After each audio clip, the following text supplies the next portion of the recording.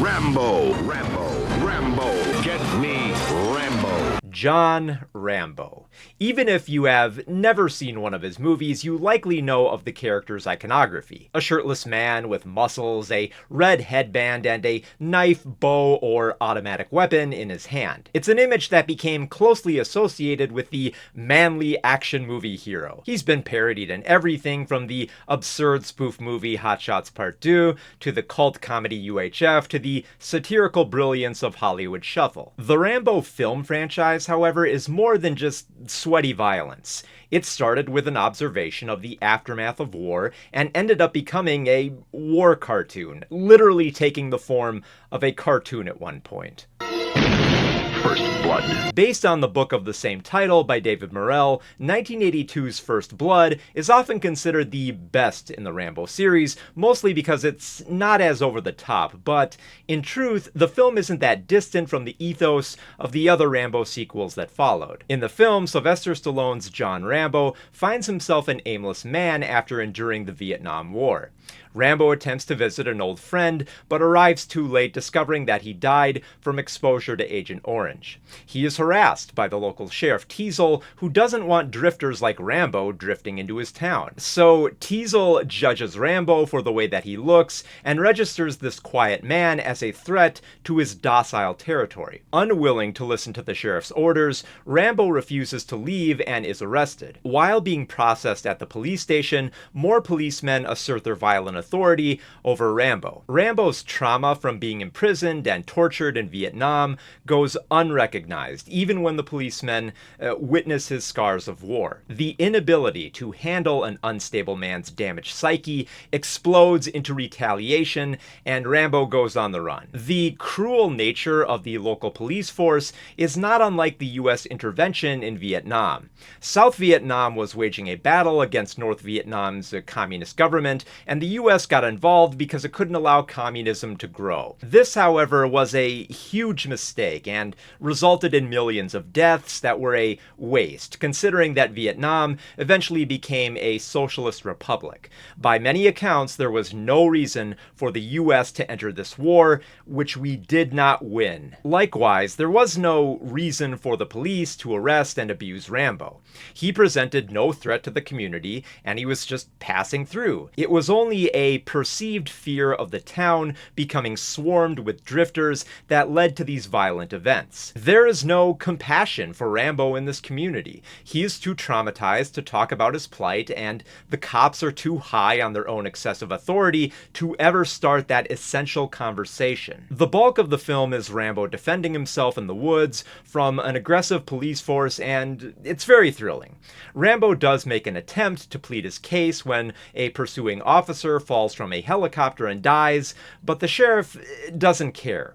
Even after this loss and learning that Rambo was a Green Beret, Teasel still wants to pursue that lust for revenge, uncaring of the cost. The chase through the woods is pretty exciting, with what is essentially Rambo's survival skills pitted against berserk police brutality. It is easy to care about Rambo and how he fights back against law enforcement. Unfortunately, Rambo does not become disillusioned with the American military or law enforcement that have failed him. Sylvester Stallone explained as much in a 1985 interview with the Los Angeles Times when discussing the first movie. "What I did with Rambo was try to keep one foot in the establishment and one foot in the outlaw or frontier image. I wanted him to be accepted by the mainstream, but also be a criminal. So he has some strong patriotic views, and he loves the system. He just doesn't like a lot of the people who live and work in it." In the second half of the movie, Colonel Troutman shows up to help as the man who trained Rambo.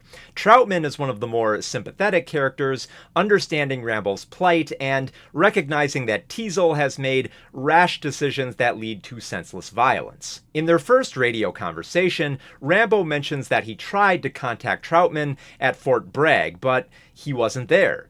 It feels like there should be something more to this conversation, the way that men feel they have nowhere to turn when they are at their most damaged and lonesome. But the talk ends with Rambo restating his case that the cops drew first blood. This is also Teasel's excuse when he later has a quiet moment with Troutman. It is an inability to back down and admit defeat. Men don't want to back down and feel emasculated. Asking for help will make you seem weak. It's why Teasel, even after multiple appeals made by Troutman, still refuses to recognize Rambo as someone to talk to and only sees him as a target to shoot. The chasing and fighting continues until Rambo is finally cornered in the sheriff's department. When Troutman approaches Rambo, the distraught veteran delivers First Blood's most memorable monologue. This is considered the film's best moment for revealing Rambo's vulnerability and addressing his lingering trauma. And although it is an emotional performance by Sylvester Stallone, there are still some problems with the speech that make it almost as fantastical as Rambo's explosive action scenes. Just pay close attention to his words in the monologue. "And I did what I had to do to win, but somebody wouldn't let us win." Who didn't let you win? Is it the American government because they pulled out due to too many casualties and a poor military strategy? I mean, that would parse, but Rambo never really addresses who is responsible for the Vietnam War being a pointless waste of lives for an unwinnable war. Someone is to blame, but he can't say who. He does, however, address a group that opposes him in the following line. "And I come back to the world and I see all those maggots at the airport protesting me, spitting, calling me baby killer and all kinds of vile crap. Who are they to protest me, huh? Who are they? Unless they've been me and been there and know what the hell they're yelling about." They are implied to be the anti-war movement. But it is very telling that the film never shows this movement. There is no peaceful protester seen in the present or in flashbacks calling Rambo a baby killer or spitting on him. And some might argue that this is implied to have really happened and thus doesn't really need to be featured in the movie because it was widely accepted that this was a common thing that happened to Vietnam veterans. Except it kinda wasn't. You would think that the peace movement spitting on returning soldiers would be documented somewhere, a photo, news footage, or some evidence to prove the validity of this claim. But the research by fellow veterans Jerry Lemke and Gary Kulik turned up very little proof of that phenomenon. It was a myth, a rumor that shifted the blame away from the American government and circulated in movies like First Blood, a manly, violent movie like First Blood, where you feel for Rambo being targeted by aggressive cops, and then are expected to feel bad for him about being spat on by hippies. Rambo's rant thankfully steers away from placing blame as he becomes more open about his psychological pain. Troutman watches as Rambo breaks down in tears over recalling the horrors of the Vietnam War and losing all his friends to the conflict. It is undeniably a sobering moment after so much carnage. Watching this rough, silent man surviving in the woods just emotionally crumble. It's such a scene. Troutman, having spent most of the movie just stating the obvious and pointing out Rambo's skills, has no words. All he can do is listen and hug this mess of a man that he has created. All the frustrations that have been boiling within John Rambo throughout the movie all come spilling out at once. Not in a massive explosion or a hail of gunfire, but a sad admission of fear in the darkness. There are no victories in this battle. Rambo doesn't get satisfaction, Teasel doesn't get the thrill of killing a drifter, and Troutman takes no comfort in bringing in a Vietnam veteran with damage that can't be fixed. Men who were so focused on winning ended up getting nothing but pain and destruction. First Blood is often considered to be the best Rambo movie because it presents a tragedy. So, where does it go from here? Where does the story proceed after exploring the toxic byproducts of the Vietnam War? Well, we got a sequel that answered the question, what if Rambo got over his PTSD and killed a lot of people? First Blood, Part 2.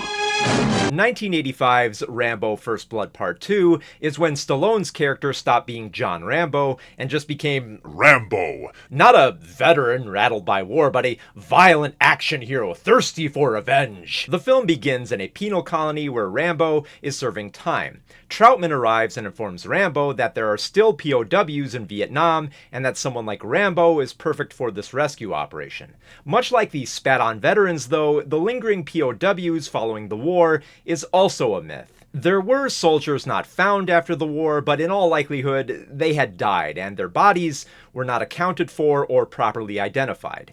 Since the Vietnam War ended, there has been no confirmation of POWs remaining after the withdrawal. But hey, First Blood was already using rumors for its character motivation, so in for a penny, in for a pound. Anyway, Rambo accepts the mission to rescue POWs. But instead of questioning how the military might screw up this operation, Rambo only has one question for Troutman. Do we get to win this time? And Troutman's answer is, this time it's up to you. For Rambo, this is not a mission of trying to heal the wounds of war. No, this is a chance to go back to war without feeling like a loser. It's not about recovery, it's about winning. Winning is all that matters. That's all what makes you a man, apparently. Susan Jeffords' article, Deep Riding Vietnam, The Resurrection of the White American Male, addresses why movies like Rambo are framed this way. From her article, quote, "Because American manhood seemed itself to be on trial during the Vietnam War, with soldiers fighting and frequently being killed by women, children, and an often poorly equipped and nutritionally depressed enemy, it may be important to revive the image of male American strength in relation to the place where it was apparently lost. This need goes a long way toward explaining the outdated invulnerability of Vietnam film heroes who battle entire towns and scores of soldiers and come away unscathed." She continues, quote, "Because Vietnam was the first war, although an undeclared one, that the United States lost, a regeneration of the men who fought in that war accomplishes in some way a reclamation of the war itself, so that Vietnam is reapproached as a satisfactory encounter, as an emblem of the honor of supporting a commitment, as a lesson in future conflicts, as a warning to save Thailand and other Southeast Asian countries from similar fates. In this way, the interests of American masculinity are aligned with the interests of the US as a whole." The point about winning being all that matters is reinforced later in the movie when Troutman is questioned about whether Rambo is right for the mission. After all, he did crack under pressure in First Blood, and this is Troutman's response. Quote, "Let me just say that Rambo is the best combat vet I've ever seen. A pure fighting machine with only a desire to win a war that someone else lost. And if winning means he has to die, he'll die. No fear, no regrets. And one more thing, what you choose to call hell, he calls home." This does not sound like John Rambo from First Blood, because it's not. This is Rambo, First Blood Part 2, and he's now a stoic killing machine who is only at home on the battlefield. You won't see him having PTSD, but you will see his glistening muscles and plenty of action scenes with guns and explosions. Rambo's mission is to enter Vietnam and find evidence of a POW camp, but not to extract the prisoners. However, as First Blood established, Rambo's not a big fan of taking orders, so he just sort of does his own thing, going into the POW camps to save lives and brutalizing the imprisoning Vietnamese. Oh, and also the Soviets that they're working with, because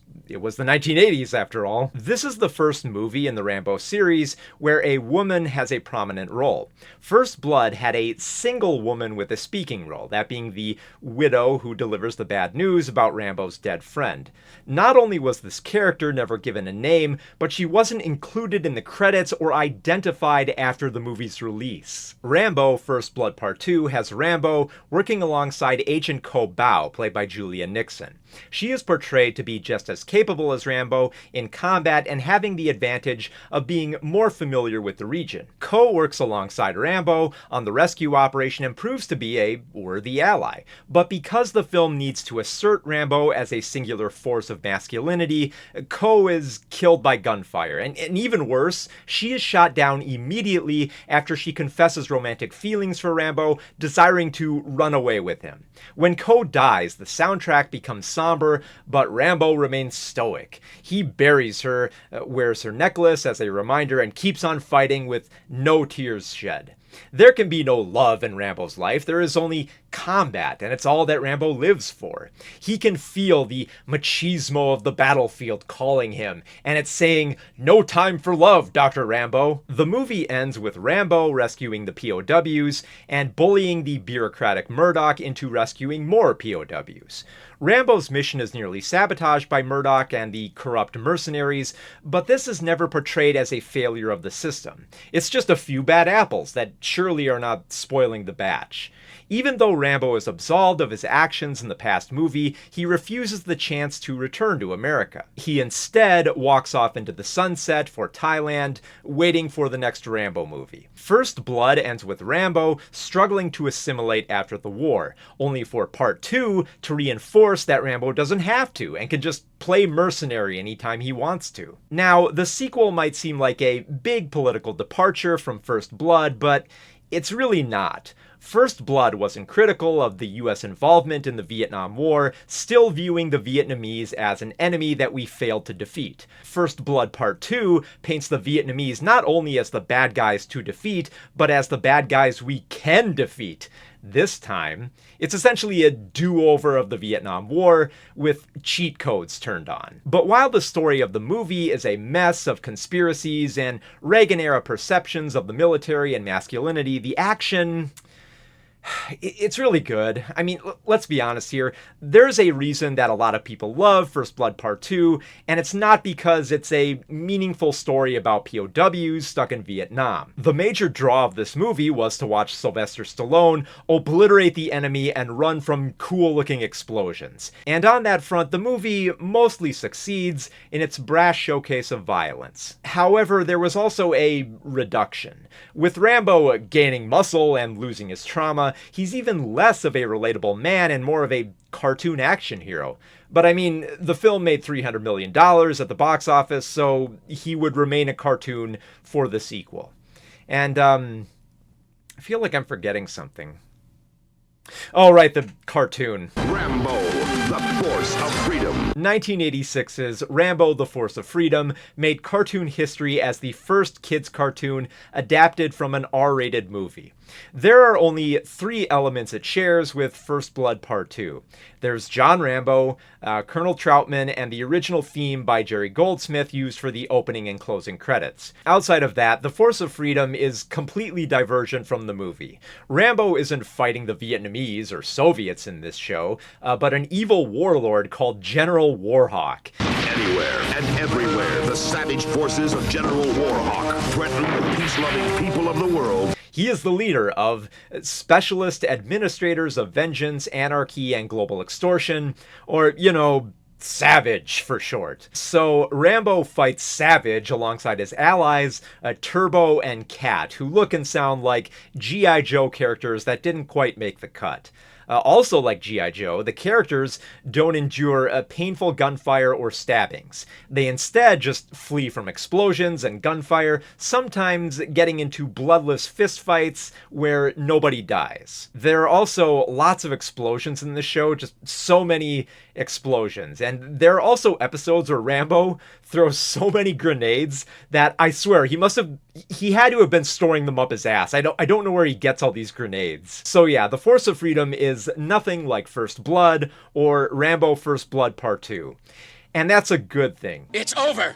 Nothing is over! It is a dumb show with laughably cheap animation, but dumb enough to be fun. At least it's not lying to children about the Vietnam War. It's just a simple cartoon of good guys with guns defeating bad guys with guns, with toys in stores now. And I mean, what kid wouldn't want a Colonel Troutman action figure? I can't help but feel that this is the more distilled, fantastical version of Rambo that the primary adult demographic desired from the movies. This is not the lonesome, broken John Rambo who had a mental breakdown over his post-war trauma. drama. This is the big buff version that always saves the day. Young boys root for this muscular hero who is mostly shirtless to fight off the evil terrorists.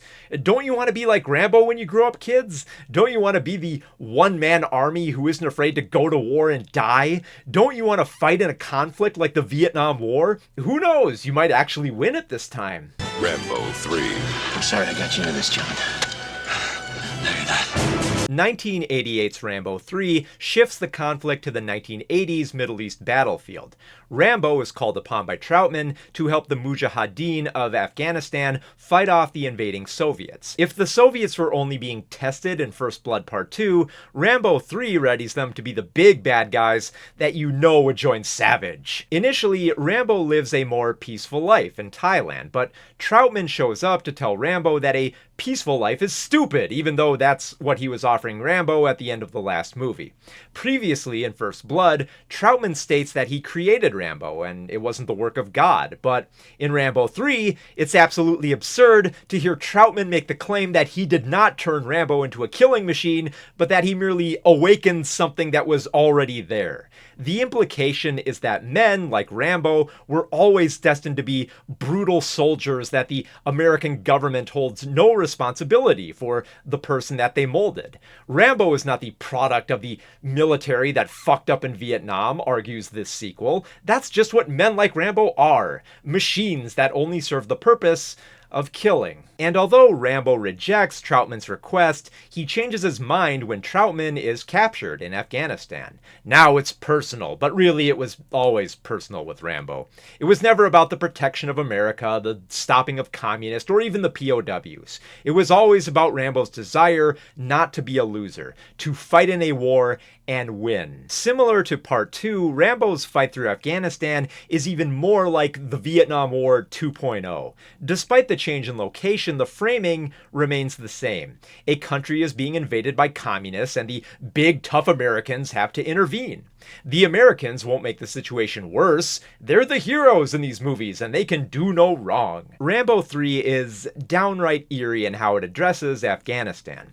While the film was meant to address the Soviet-Afghan War, which would end a year after the movie's release, conflict remained in the region after the Soviets withdrew. There were two back-to-back civil wars that immediately followed in Afghanistan. And then, of course, there was the 2-decade war in Afghanistan that started in 2001 and did not see the US fully withdraw until 2021. And when the US military left, the Taliban immediately took over, reinstituting their policies of restricting women's rights and holding public executions. We did not win this war. So to watch Rambo ride horseback through Afghanistan and fight off the communists as the muscular hero who saves the country is equal parts ridiculous and irresponsible in what it is portraying. Post-war anxieties have been entirely replaced with current war jingoism. It's even more absurd when Troutman tells a Russian colonel that Afghanistan is going to be the Soviets' Vietnam. It's like, no, Troutman, Afghanistan was also our Vietnam, a pointless display of US interventionism that resulted in too much loss of life and failed to make the country a better place for its people. And with this hypocritical story, the action, it's still pretty good. Look, I'm not made of stone here. If there's any joy to be had with these movies with a laughably dumb political philosophy, it's from the excessive action, big explosions, and Rambo surviving the most brutal of situations that would kill even the toughest soldiers. Oh, how I wish the film were rewritten so that it wasn't the Soviets attacking, but Savage. Because the film really is a cartoonish revenge fantasy to the point where they might as well just throw the Nazis into the mix. Under attack by commie Nazis. As the 1980s ended, Rambo went dormant in the 1990s. He'd only be spoken of in exaggerated parodies. Maybe America was ready to move on from that ridiculous portrayal of a Vietnam vet mutating into an unstoppable action hero. But 20 years later, he came back. 2008's Rambo, confusingly titled as the fourth Rambo movie, is easily the best sequel in this franchise for finding a happy medium. It presents a version of the character who can still be a burnt-out veteran damaged by war, while still allowing him to engage in the most over-the-top violence imaginable. Worth noting is that Sylvester Stallone directed this entry in addition to co-writing the script, which he did with all of the Rambo movies. The conflict this time is thankfully not trying to be a reprisal of the Vietnam War, or even worse, the Afghanistan War. There is no Troutman returning to Thailand to beg for Rambo to come back and slaughter more commies. Instead, Rambo's help is sought by missionary doctors trying to get into Burma and provide medical aid to the Karen people. The Karen are an indigenous group in Burma with their own state and language with various subgroups. Threatened by the Burmese government, the Karen National Union formed its own national liberation army to fight for the independence of its people. The Karens were also very anti-communist, so Rambo's helping of these people tracks from an American standpoint. However, the war for independence being fought by the Karens has been ongoing for decades, with battles and displacement still persisting to this day. So it would be rather ridiculous if the movie approached this as another war that Rambo can win, which it thankfully doesn't. Rambo agrees to escort the doctors into Burma free of charge. He's also far more open with the doctors, revealing more about himself to the missionary Sarah Miller. I really like the way that Sarah appeals to Rambo to continue leading them into dangerous territory, even when they are nearly killed by pirates. She doesn't give him a big speech about how he's the gruff man they need for the job. Sarah states that she wants to save lives, and even when Rambo insists that it isn't worth it, she doesn't back down. And the mission continues. The antagonists in the film are the State Peace and Development Council, which is essentially Burma's military government. When the movie came out, Burma was in the middle of the Saffron Revolution, a protest against the government for raising fuel prices by as much as 500%. The protests by the people were nonviolent, but the military was said to have killed at least 184 protesters during these demonstrations. Before the movie even displays the title, the SPDC are set up as the vile enemy. It starts by showing real footage of the atrocities committed in Burma, and then displays how grotesque the SPDC major of this movie can be. This dude just loves watching civilians getting blown up by mines and gunned down by his men, just watching with his reflective sunglasses while having a smoke. When the SPDC attacks a Karen village being cared for by the missionaries, they fuck it up hard. Limbs go flying, children are shot and stabbed to death, huts are blasted with flamethrowers, and soldiers force themselves on women right in the middle of their slaughter. Calling this film overkill would be an understatement. Okay, so you would think that at this point in the movie, Rambo would go back and save the missionaries, but he's only tasked with transporting mercenaries who deny his help. But of course, Rambo still joins the fight because that's just how he rolls. I'm glad Rambo joins the fight because the lead mercenary is an ass who just runs his mouth the whole time. You really do want to see Rambo take command and just shoot an arrow in this dude's face, which he nearly does at one point. Rambo is a bit more critical of his past in this movie. He still views himself as a man bound by war, but admits he wasn't killing for his country, but himself. While Rambo does kill a ridiculous number of enemies in the most bloody way possible in this movie, he does end up working with the mercenaries instead of being the one-man army who saves the day all on his own. This is also the first Rambo movie where a woman is not only credited, has a speaking role, and doesn't die, but actually makes a difference in Rambo's life. Her courage is inspiring enough to not only make Rambo believe in her cause, but also to change his mind about returning home to his family. Troutman was never able to convince Rambo to go back to America, but a missionary doctor could. A woman like Sarah convinces Rambo that he doesn't have to be an outcast, doomed to battlefields for the rest of his life. Men don't have to be bound by the brutal world that made them, and sometimes it takes someone outside of that well-armed bubble to make it clear. Oh, and in case I didn't stress this enough, the film is very, very violent, like ridiculously violent. Not just the most violent Rambo movie by a mile, but maybe one of the most violent action movies ever. The blood and gore are so high in this film that it might as well be a horror movie. It's so unceasingly brutal that one of the biggest criticisms of the film is how excessive it is in trying to make it clear that the Burmese government is evil. But hey, I mean, if this was going to be Rambo's final film, he might as well go out with the biggest of bangs. So yeah, I like Rambo IV. I also love this review of the movie by the website Spill, which I had to look up again because it's just fun to hear C. Robert Cargill just gush about Rambo. However, there is one aspect of this discussion that stuck out to me. So we're not going to get another Rambo. No, clearly not. No, there's no reason to make another Rambo, and this movie sets it up to where there doesn't need to be another Rambo. Anyway, in 2019, we got Rambo Last Blood, which is easily the worst in this series. Now, how could Rambo continue the fight when he finally decided to go back home? Well, the fight kinda comes to him this time. While living on an Arizona ranch, Rambo must save a friend's granddaughter who has been drugged and sold into sexual slavery by a Mexican cartel.